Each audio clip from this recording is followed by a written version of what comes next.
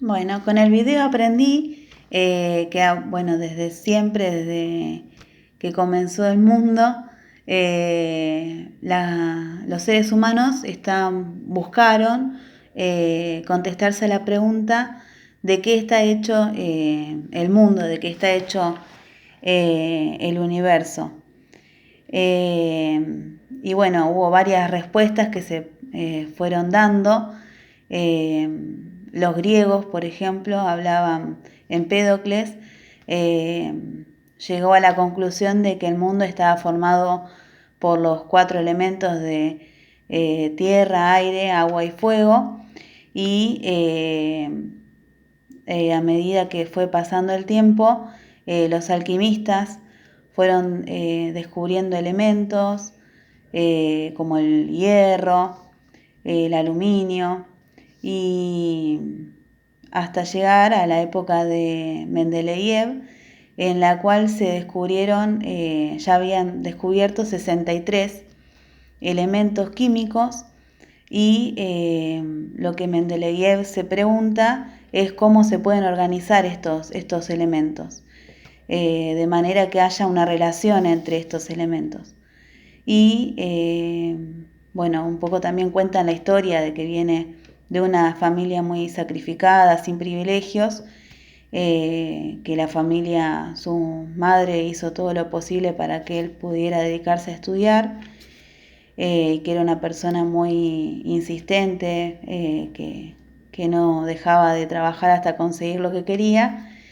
Y Mendeleev, después de trabajar mucho, se quedó dormido trabajando y buscando una forma de encontrar una organización de los elementos, y encontró que podía, se quedó dormido y en el sueño se imaginó la tabla, lo que hoy conocemos como tabla periódica, pero obviamente organizada solamente con los 63 elementos químicos que se conocía hasta ese entonces. Y cuando se despertó del sueño, enseguida los empezó a organizar y los ordenó de forma creciente según el peso atómico, y también logrando agruparlos según las características que se tenía, según eran los que se podían, según los metales alcalinos por un lado, que reaccionan violentamente con el agua, por el otro lado los alcalinos térreos, y por otro lado los halógenos. Y de esta manera, cuando encuentra la tabla formada, se da cuenta que hay partes en las que están vacías, faltan elementos químicos. Y estaba tan seguro de que estaba bien como estaba organizado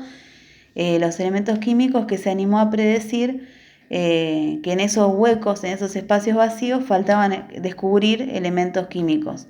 Y hasta se animó a predecir las características, las propiedades que tenían esos elementos químicos que faltaban: su peso atómico, su color, su punto de fusión. Y más tarde, 5 y 20 años más tarde, se descubrió el galio y el germanio,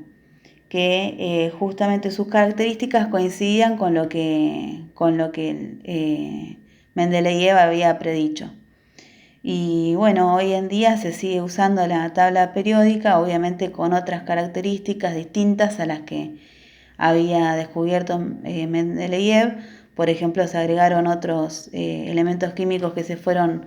organizando, descubriendo, y también ya no se los nombra por su peso atómico, sino por otras características. Ahora los nombramos más bien por el número atómico y la cantidad de protones por cada átomo, más que por masa atómica. Y bueno, pero hay que considerar que en la época de Mendeleev no se habían descubierto los átomos todavía, ni los protones, ni los electrones, ni los neutrones eran desconocidos.